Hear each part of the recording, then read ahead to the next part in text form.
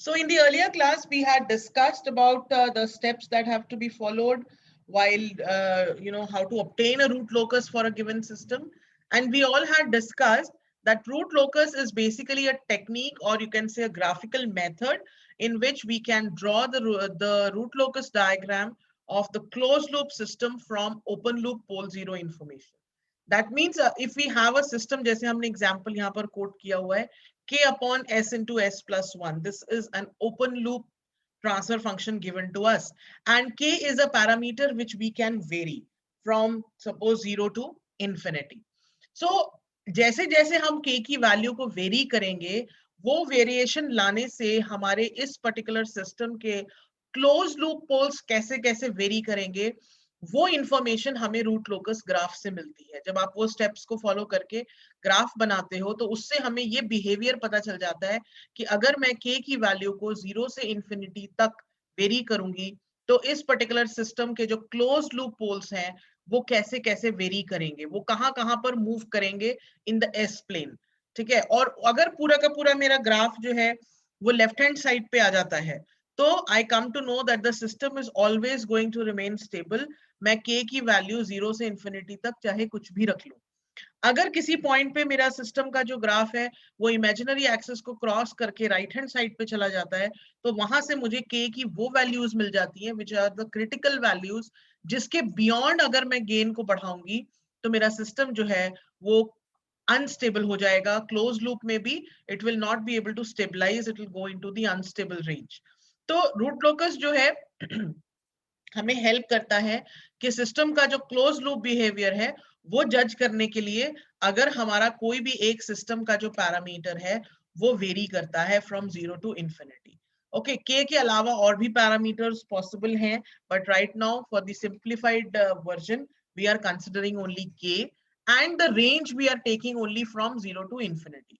Otherwise ये 0 to infinity भी हो सकती है, 0 टू माइनस इंफिनिटी हो सकती है, या माइनस इंफिनिटी टू इंफिनिटी भी हो सकती है, depending upon application to application.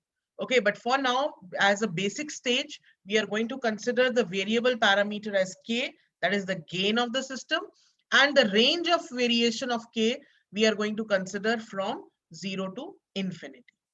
Now at the same time, suppose I tell you that अगर मैंने suppose इस system में k की value को 10 रख दिया है, ठीक है, and I want to know in the open loop, and I want to know कि closed loop में क्या कोई भी point x है, यानी कि s is equal to 45 suppose, क्या ये s is equal to 45 closed loop में मेरे system का पोल होगा या नहीं होगा.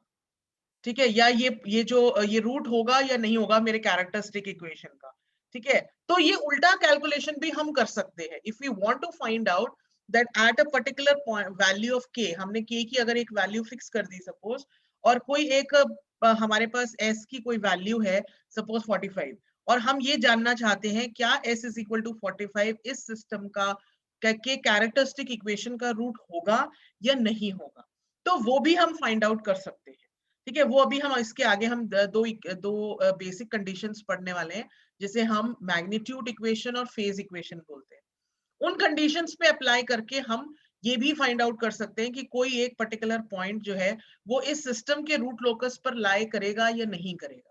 ठीक है, लाई करने का मतलब क्या हुआ कि कभी ना कभी वो पर्टिकुलर पॉइंट इस सिस्टम का क्लोज लूप रूट जरूर होगा, और अगर वो उस पर्टिकुलर रूट लोकस पर लाई नहीं कर रहा है, इसका मतलब that point is never going to be the root of the characteristic equation of this system, चाहे के की आप कोई भी वैल्यू ले लो. ये जो कॉन्सेप्ट है ये एक्चुअली हम कंट्रोलर डिजाइन में यूज करते हैं. ठीक है, वो अभी अभी at this stage we are not going into the controller design part, but root locus की हेल्प से जब हम कंट्रोलर डिजाइन करते हैं तब हम ये वाला कॉन्सेप्ट यूज करते हैं that if we have to check whether this particular point is a part of root locus or not. और कंट्रोलर जब हम डिजाइन करते हैं तब बेसिकली हम क्या करते हैं, हमें अगर इंटेंशनली उस पर्टिकुलर पॉइंट को सिस्टम का रूट बनाना होता है तो हम k की वैल्यू को उसके हिसाब से चेंज करते हैं. सो like this there are certain steps. वो that's I'm telling that just to tell you what is the significance of this calculation. कि कोई भी पॉइंट रूट लोकस पर लाई करेगा या नहीं करेगा, इसका सिग्निफिकेंस जो है वो एक्चुअली कंट्रोलर डिजाइन में होता है। ओके, सो फॉर दैट जो कंडीशंस हमें चाहिए होती हैं वो आज के लेक्चर में हम लोग डिस्कस करने वाले हैं। So like we know that the beauty of this technique is कि हमें complete information of the closed loop poles can be obtained from the open loop pole zero information without having to solve the roots of the characteristic equation. तो ये चीज specially help करती है पहली चीज higher order systems के लिए, when you have a very high order system, there it is very helpful, you don't have to individually go on calculating the roots. And secondly, when one parameter is varying from 0 to infinity, तो ऐसा नहीं होता है कि k की कई सारी अलग अलग वैल्यूज के लिए हमें कैलकुलेट करके देखना पड़ रहा है कि रूट्स कहाँ पर फॉल करेंगे। Okay, so with certain steps जब हम ग्राफ प्लॉट कर लेते हैं उससे हमें पूरे रेंज के लिए पता चल जाता है कि अगर हम k को 0 से इंफिनिटी तक वेरी करेंगे तो हमारा जो रूट्स हैं क्लोज लूप रूट्स, यानी कि क्लोज लूप सिस्टम की कैरेक्टरिस्टिक इक्वेशन के जो रूट्स होंगे वो कैसे कैसे वेरी करेंगे। So that gives us a very useful information about the stability of the system. Okay, so like I told you, when the only one parameter for that is k is being varied from 0 to plus infinity, we call it root locus. When it is varied from minus infinity to 0, we call it inverse root locus. And if I take the range minus infinity to infinity, it is called complete root loci. Okay, loci is actually the plural form of locus. Okay, so minus infinity is infinity, it becomes complete root loci. And if we are having more than one parameter, जैसे मैंने आपको बताया, we are considering only k right now, but it might be possible that more than one parameter can be varies. In that case, the whole diagram that becomes जिसमें कि multiple root locus आ जाते हैं, then that is called root contour. Okay, or root contour diagram. This is right now you don't have to go up to that complexity level, but just for your awareness, these terms should be known. So 0 to infinity, root locus, minus infinity to 0, inverse root locus, minus infinity to infinity, complete root loci. And if more than one parameter is variable, then we call it as root contour diagram. Okay. Now let us see जो हमने basic conditions for root locus that we had to find out. Let us see how we get that. Now we are considering an open loop system GS into HS. Okay, अगर हम 1 plus GS HS कर देते हैं, that becomes closed loop characteristic equation. यहाँ पर हम GS into HS, this is the open loop transfer function of the system that is given to us. ठीक है, इसमें k पैरामीटर हमें पता है कि k is a variable parameter, और उसके बाद k को अगर मैं बाहर कॉमन निकालती हूँ तो ये जो है, because it's a it is a form of transfer function. So this transfer function can be represented with a set of two polynomials. Numerator में हमारे पास एक m डिग्री का polynomial है ps, और डिनोमिनेटर में एक हमारे पास n डिग्री का polynomial है that is qs, और उसे मैं इस फॉर्मेट में रिप्रेजेंट कर सकती हूँ, that is called a pole zero format. जैसे आप देख रहे हो इक्वेशन में z1 z2 up to zm, these are all the zeros of the system, and p1 p2 up to pn, these are all the poles of the system, और k को मैंने इसमें से बाहर निकाल लिया है. Okay, so k को अगर मैं बाहर निकाल लेती हूँ, I am assuming that the rest of the part that is left, I am giving it the name g1h1. Okay, gh जो है वो complete system है जिसमें gain k यानी कि variable factor plus आपका जो ट्रांसफर फंक्शन है वो पूरा इंक्लूडेड है. जब मैं इसको रिप्रेजेंट करती हूँ by segregating k from here, so the rest of the pole zero format that I get, I give it a term g1 into h1. Okay, so I can write this as k into g1 into h1. Right now, if I consider the characteristic equation, closed loop characteristic equation, हम जब भी consider करते हैं, हम consider करते हैं 1 plus gs hs is equal to 0, or you can say that g into h is equal to -1. Okay, so ये gh, अब gh को हम k into g1 into h1 से replace अगर कर देते हैं, that means k into g1 into h1 is equal to -1. Again, I can write it in pole zero format. K into summation of all the zeros divided by summation of all the poles is equal to -1. ये standard है. 1 plus gs hs is equal to 0. ये standard equation है. हमने सिर्फ क्या किया है, उसको rearrange कर दिया है और उसमें हमने ओपन लूप वाला जो हमारा ट्रांसफर फंक्शन था इन द टर्म्स ऑफ के, उसे हमने खाली सब्सटीट्यूट कर दिया है. So we come to know k into g1 into h1 is equal to -1. Okay, so अब अगर मैं यहां से k को दूसरे तरफ ले जाती हूँ और मैं मॉड अप्लाई करती हूँ, so what I get that mod of g into h equal to mod of k into g1 into h1 equal to 1. Okay, और k को अगर मैं दूसरी तरफ ले जाती हूँ, so what I gate mod of g1 into h1 should be equal to 1 upon mod of k. अब ये जो हमारे पास इक्वेशन बनकर आई है, this is called magnitude condition. इसका मतलब ये हुआ that this condition should be satisfied for all the points, or you can say for all the values of s जो कि रूट लोकस पर लाई करते होंगे. ठीक है, अगर मैंने आपको कहा कि मैंने k को 10 सेट कर दिया है, ठीक है, and I am asking you s is equal to suppose 45, you have to find out whether s is equal to 45 is going to be the root or not. Is it going to lie on the root locus or not? तो मैं इस equation में s is equal to 45 को place करके I have to cross check, does this equation satisfy for the value k is equal to 10 and s is equal to 45 or not. अगर ये satisfy हो रहा है, then that point is going to lie on the root locus. अगर ये satisfy नहीं हो रहा है, then that means that the point is not going to lie on the root locus. That point is not a root of this particular system that is given to us. तो ये जो condition हमारे पास आती है, g1 into h1 is equal to 1 upon k, this is called a magnitude condition. ठीक है, अब हम सेकंड आते हैं फेज कंडीशन पे, यानी कि एंगल कंडीशन पे. हम ये जो g और h हमें मिला है, इसका हम एंगल निकालेंगे. एंगल हम कैसे निकाल रहे हैं, बिकॉज इफ यू रिमेंबर, ये सब मोस्टली s की जो हमारे पास वैल्यूज आती हैं, if you remember, we can have real या कॉम्प्लेक्स वैल्यूज हो सकती हैं.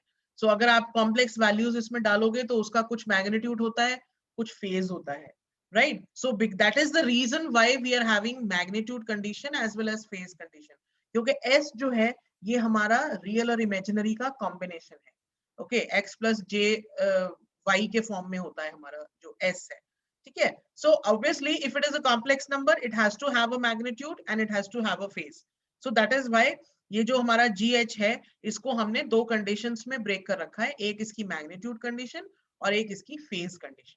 ठीक है, तो हम मैग्नीट्यूड कंडीशन हमें पता है that g1 h1 mod should be equal to 1 upon mod of k for k 0 to infinity. Now the phase condition क्या कहती है, that angle of g into h. अब angle of g into h कैसे निकालोगे, जब आपके पास कोई भी ट्रांसफर फंक्शन फॉर्म में या you can say fractional form में जब आपके पास कोई एक्सप्रेशन होता है, तो उसका एंगल कैसे निकलता है, angles of the numerator minus angle of the denominator. Okay, sum of the angles of the numerator minus sum of the angles of the denominator. तो यहाँ के केस में न्यूमरेटर में हमारे पास k होता है और सारे जीरोस होते हैं, s plus z1, s plus z2, s plus z3. So what we have to do is angle of g into h will be angle of k plus submission of all the angles of zeros minus submission of all the angles of poles. अब इसको solve करने के लिए I would suggest please do revise the complex numbers once again. Okay, in that this you will just revive how we solve this. ये वैसे it's a question of class 12th जब complex numbers पढ़ाए जाते हैं, तो वहां पर ये this concept comes, how to calculate the phase or you can say how to calculate the angles. और क्योंकि ये हमारे कॉम्प्लेक्स नंबर्स ही होते हैं सारे, आप s की कोई भी वैल्यू रखते हो, so this all is actually complex numbers, so it is bound to have some angle, it is bound to have some phase, right? So ये कैसे calculate किया हुआ है, this I would suggest all of you to please revise the concept of complex numbers once and then see if you are able to solve. If still there is some doubt left, then do let me know. Okay, so angle phase condition कहती है phase of k plus submission of all the phases of zeros minus submission of all the phases of poles. Of course, k is a constant, Okay, so ये जो है ये real है. This is not a complex number. It is a real number, so this does not have any phase. Okay, so we are left with G1 angle of G1 H1 is equal to summation of all the angles of zeros minus summation of all the angles of poles. Okay, so and this phase that we are getting, or you can say the angle that we are getting, should be 2k plus 1 into pi.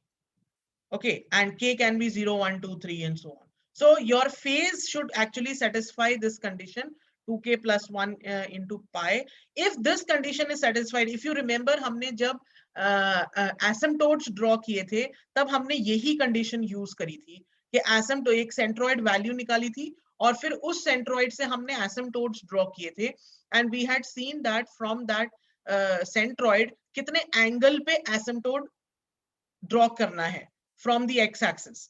Okay, वहां पर हमने यही, if you remember, हमने यही condition use की थी 2k plus 1 into 5. पहला एसिम्पटोट हमने कैलकुलेट किया था, k को 0 रखा. Okay, so that becomes likewise we had calculated, if you remember. Okay, so this is one of the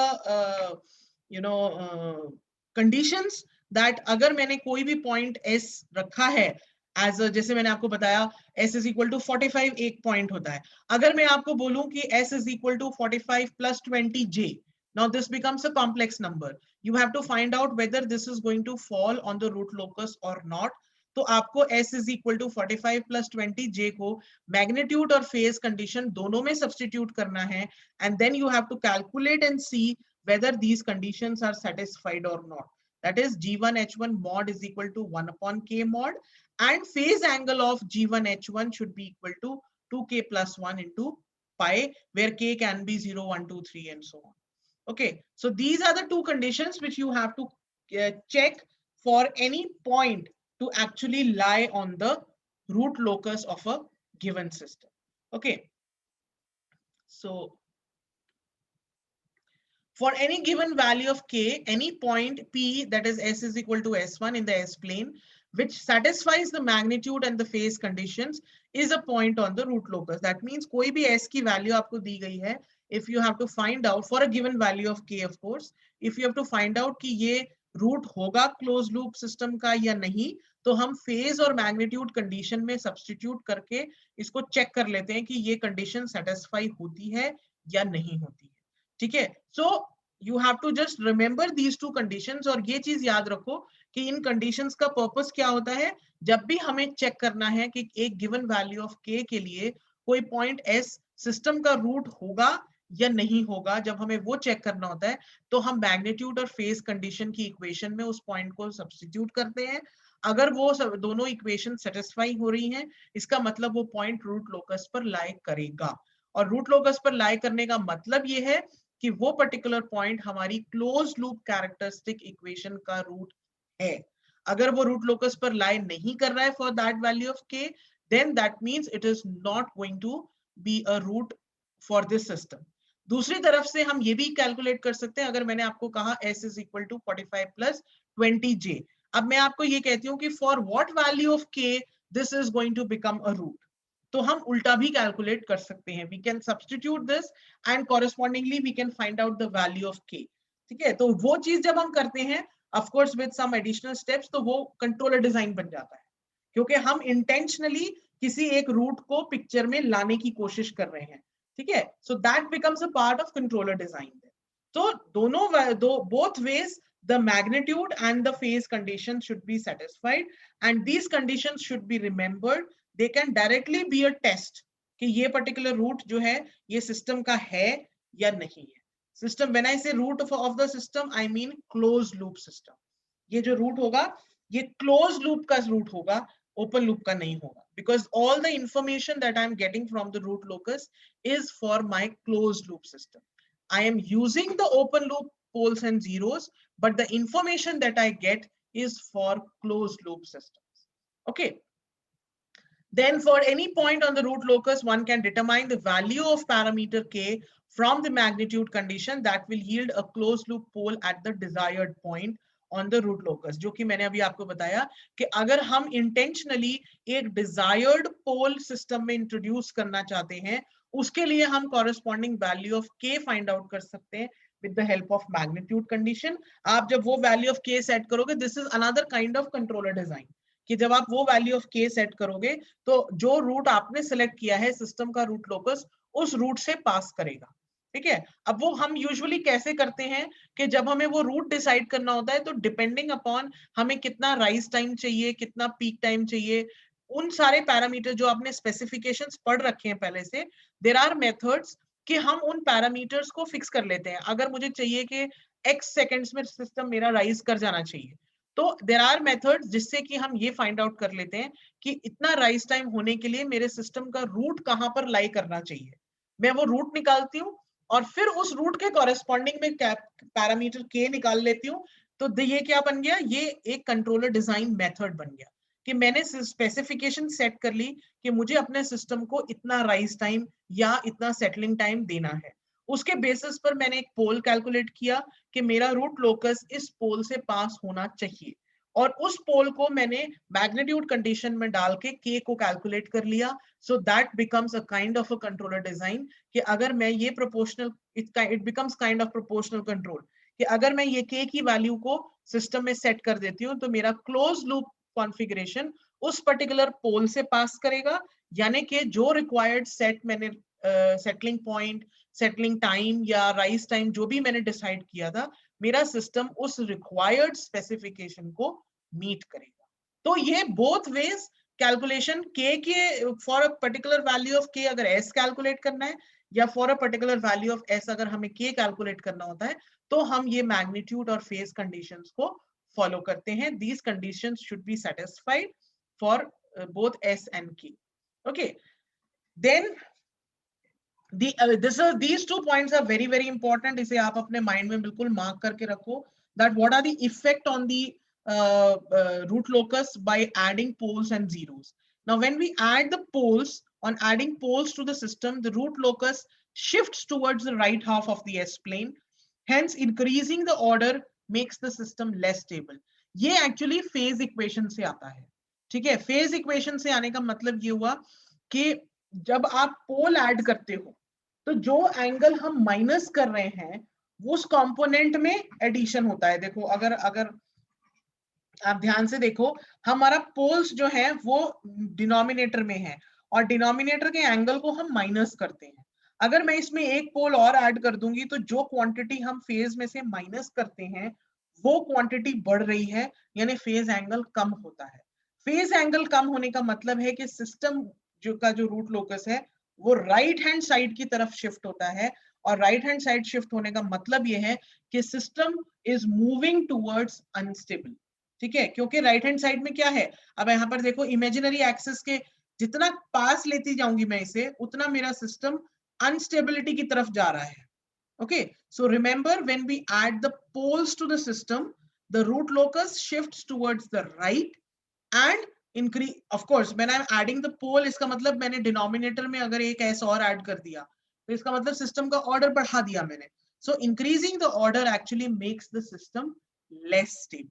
okay, less stable का मतलब जरूरी नहीं कि वो एंटायरली अनस्टेबल हो जाएगा, लेकिन लेस स्टेबल हो जाता है। इसका सबसे अच्छा एग्जांपल होता है जब हम इंटीग्रेटर ऐड करते हैं। Integrator is 1/s। ठीक है, ये अगर आपको याद हो, हमने पीआईडी का जब हार्डवेयर का वीडियो देखा था उसमें भी सम स्टूडेंट्स वर आस्किंग हम इंटीग्रेटर सर्किट को अलग से क्यों रखते हैं। बिकॉज इंटीग्रेटर सर्किट क्या करता है, सिस्टम में एक पोल ऐड कर देता है, 1/s मल्टीप्लाई हो जाता है, इसका मतलब सिस्टम में एक पोल ऐड हो गया। अगर एक पोल ऐड हो गया तो रूट लोकस राइट हाफ की तरफ शिफ्ट हो जाता है और सिस्टम की स्टेबिलिटी कम हो जाती है। ठीक है, 1/s जब आप करते हो तो वो इमेज ऑसिलेटरी शो करता है। अगर आप प्योरली 1/s का ग्राफ देखोगे तो वो ऑसिलेशन शो करता है, और वही जब आप 1/s स्क्वायर कर देते हो, यानी कि s इज इक्वल टू 0 पे 2 पोल कर दोगे तो सिस्टम अनस्टेबल हो जाएगा। तो that is an example of adding a pole which makes the system less stable. लेकिन एट द सेम टाइम, क्योंकि पोल्स ही होते हैं जो बहुत सारा बिहेवियर हमारे सिस्टम का डिस्क्राइब करते हैं, तो पोल्स का एडिशन तो it happens whenever we are adding any controller, the poles, they do get added, but they have to be added in a very calculative manner. Okay, so that taking into account that my system doesn't go towards instability. And eight the same time अगर मैं zero system में add करती हूँ तो मेरा phase का जो positive component है वो बढ़ जाता है, जिससे कि मेरा जो रूट लोकस है वो लेफ्ट हाफ की तरफ मूव कर जाएगा। लेफ्ट हाफ की तरफ मूव करने का मतलब है सिस्टम बिकम्स मोर स्टेबल। ठीक है, तो ये जो लेस स्टेबल और मोर स्टेबल की मैं बात कर रही हूँ, ये कॉन्सेप्ट अब मूव कर जाता है धीरे धीरे धीरे टुवर्ड्स रिलेटिव स्टेबिलिटी। ठीक है, रिलेटिव स्टेबिलिटी का मतलब ये होता है कि it might not be completely unstable, but if I am saying that one system is relatively less stable, उसके कुछ पैरामीटर होते हैं जो अब हम नेक्स्ट लेक्चर में करेंगे, जिसे हम फेज मार्जिन और गेन मार्जिन बोलते हैं। उसका मतलब ये होता है कि सिस्टम के पास कितना वैल्यू या कितना गेन अभी बचा है टू बिकम अनस्टेबल। जैसे जैसे वो मार्जिन कम होते चले जाते हैं तो हम ये कहते हैं कि सिस्टम अनस्टेबिलिटी की तरफ जा रहा है। सो दैट अब ये पोल जीरो ऐड होने से जो हम लेस स्टेबल और मोर स्टेबल की बात कर रहे हैं, now we gradually we are going to move towards the concept of relative stability.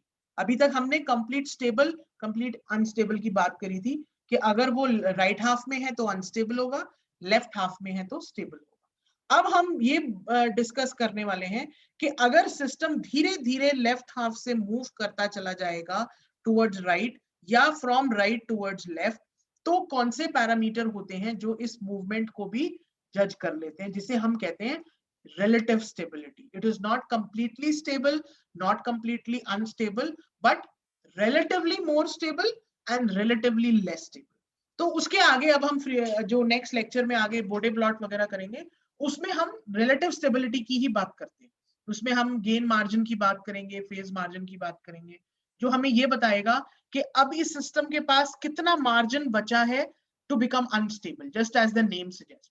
Okay, तो वहां पर अब ये लेस स्टेबल और मोर स्टेबल वाला कॉन्सेप्ट पिक्चर में आने लगे। So remember this effect of adding poles and zeros, this has to be kept in mind. अब आप अगर इससे कोरिलेट करके देखो, like I had told you that PID controllers are one of the very suitable controllers, और ये बहुत कम होता है कि PID कंट्रोलर किसी सिस्टम को अनस्टेबल कर दे, क्योंकि अगर आप ध्यान से देखो, हम जब PID कंट्रोलर को यूज करते हैं उसमें पोल भी ऐड होता है, जीरो भी ऐड होता है। ठीक है, हमारे पास डेरिवेटिव भी है और हमारे पास इंटीग्रेटर भी होता है। तो अगर आप उसको सिस्टम में ऐड करोगे तो पोल भी ऐड होगा, जीरो भी ऐड होगा, और पोल और जीरो दोनों ऐड होने का मतलब कहीं ना कहीं हम एक बैलेंस्ड वे में सिस्टम को एडजस्ट करते हैं। ठीक है, so this is the in a broad sense we can understand कि अगर पोल या जीरो ऐड करने से सिस्टम हमारा किस डायरेक्शन में शिफ्ट हो रहा है। ठीक है, और ओवरऑल हमारा जो सिस्टम है उसका रूट लोकस लेफ्ट हाफ में है या राइट हाफ में है, ये सब हमें स्टेबिलिटी इंडिकेटर्स होते हैं, जिससे हमें सिस्टम की स्टेबिलिटी के बारे में इंफॉर्मेशन मिल जाती है using open loop poles and zeros. तो हम जो कैलकुलेशंस कर रहे हैं हम open loop poles and zeros की हेल्प से कर रहे हैं, लेकिन जो इंफॉर्मेशन हमें ग्राफ में से मिल रही है वो क्लोज लूप स्टेबिलिटी की इंफॉर्मेशन मिल रही है। Okay, so just to go through once again, हमने ये काफी डिटेल में कर लिए थे steps. Just to sum up all these, open loop हम क्या, जब हमें रूट लोकस ड्रॉ करना होता है, so the first thing that we do is to obtain the open loop poles and zeros. ठीक है, और उससे हम number of root locus branches find out करते हैं, एंड वी नो कि हर ब्रांच रूट लोकस की एक पोल से शुरू होती है और जीरो पे जाके खत्म हो जाती है। ठीक है, तो हम फाइंड आउट करते हैं कि कितने पोल जीरो कॉम्बिनेशंस बन रहे हैं, उतनी ही ब्रांचेस हमारे सिस्टम में होती है। ठीक है, और अगर हमारे जीरोस कम है, जो कि यूजुअली होता है क्योंकि न्यूमरेटर जो है आपका उसकी डिग्री कम होगी, तो उस केस में हम उन जीरोस को इंफिनिटी पे अज्यूम कर लेते हैं। कहने का मतलब अगर आपके पास 3 पोल्स हैं और 2 जीरोस हैं, तो रूट लोकस ब्रांचेस 3 बनेंगी, 2 रूट लोकस ब्रांचेस 2 पोल से शुरू होकर जीरोस पे खत्म हो जाएंगी, और एक रूट लोकस ब्रांच ऐसी होगी जो इंफिनिटी पे जा रही है। ठीक है, सो इन दिस एग्जाम्पल, ये जो आपको स्क्रीन पे दिख रहा है, इस एग्जाम्पल में हमारे पास कोई भी जीरो नहीं था, we had only the poles, और 3 पोल थे हमारे पास। इसका मतलब ये हुआ कि 3 ब्रांचेस बनेंगी starting from those 3 poles, but all the three are going to go up to infinity. ठीक है, उसके बाद हम root locus branches real axis पे फाइंड आउट करते थे. रियल एक्सेस पे हमने फाइंड आउट किया था that which out of these, which part is going to fall in the as a part of root locus. उसके बाद हमने सेंट्रॉइड कैलकुलेट किया था, एसिम्प्टोट्स कैलकुलेट किया था. इसका फॉर्मूला लास्ट लेक्चर में हमने डिस्कस कर लिया था. Centroid is basically a point जहां से आपके एसिम्प्टोट्स जो हैं वो निकलते हैं, और कितने एंगल पे निकलेंगे ये हमने फाई का एक फॉर्मूला पढ़ा था, उससे हमने कैलकुलेट किया था. इफ यू रिमेंबर, हमें एक एंगल मिला था 60 डिग्री, फिर 180 डिग्रीज एंड देन 300 डिग्रीज. तो उसके कॉरेस्पॉन्डिंग हमने ये फाई 0, फाई 1 और फाई 2 तीन एसिम्प्टोट्स ड्रॉ किए थे. उसके बाद हमने ब्रेक अवे और ब्रेक इन पॉइंट्स कैलकुलेट करने हैं. ब्रेक अवे पॉइंट का मतलब क्या हुआ कि जैसे हमें दो पोल्स के बीच का जो ब्रांच है, if we know that this branch is a part of root locus, तो हमें ये मालूम है कि हर ब्रांच एक पोल से शुरू होकर जीरो पर खत्म होना चाहिए. एक पोल से शुरू होकर सीधा दूसरे पोल पर नहीं जाएगा. वो कोई भी ब्रांच एक पोल से शुरू होकर दूसरे पोल के बीच में नहीं जाएगा. इसका मतलब इन दो पोल्स के बीच में कहीं पर एक ऐसा पॉइंट है जहां पर हमारा रूट लोकस ग्राफ स्प्लिट करेगा. ठीक है, और स्प्लिट करके इंफिनिटी की तरफ जाएगा. इंफिनिटी की तरफ क्यों जाएगा? क्योंकि हमें पता चल गया है कि तीनों हमारे ब्रांचेस इंफिनिटी तक जाने हैं. अब वो कैसे जाएंगे, वो किस डायरेक्शन से जाएंगे, वो हमें एसिम्प्टोट से पता चल जाता है. क्योंकि ये जो एसिम्प्टोट है ये बेसिकली हमारे कर्व के पैरेलल लाइन होती है. ठीक है, ये हैंड ड्रॉन है इसलिए थोड़ी क्रुकेड है. अगर यही सपोज 5 0 जो है इसको मैं थोड़ा ऊपर टिल्ट कर दूं तो क्या होगा, इस लाइन के पैरेलल मेरा ग्राफ ऊपर की तरफ इंफिनिटी पे जाना शुरू हो जाएगा. It will not cross the imaginary axis, it will go straight up to 90 degree. अगर मैं 5 0 को 90 कर दूं तो क्या होगा कि 60 डिग्री की पे एसिम्प्टोट ड्रॉ होने की बजाय एक 90 डिग्री पे ऊपर स्ट्रेट लाइन बनेगी. तो इसका मतलब क्या होगा, from the break away point my branch of the root locus will go straight 90 degrees upwards. That means system will become stable. लेकिन अभी के केस में क्या है, ये 60 डिग्री पे के एंगल पे जा रहा है. इसका मतलब मेरा सिस्टम भी कर्व करके इसी के पैरेलल इंफिनिटी तक जाना चाहिए. ठीक है, अब जब ये इंफिनिटी तक जा रहा है इमेजिनरी को क्रॉस करके, तो I need to know that my graph at what point is it going to cross the imaginary axis. तो उसके लिए फिर मैं इंटरसेक्शन निकालती हूँ इमेजिनरी एक्सिस पर, and then I combine all these steps together, so I get this kind of a root locus branch. Okay, so this is the overall concept of root locus, how we draw the root locus, what are the points that are important and that have to be kept in mind. Okay, these are the basically ये दो condition आपको याद होनी चाहिए so that you can make the appropriate calculations for any root locus problem.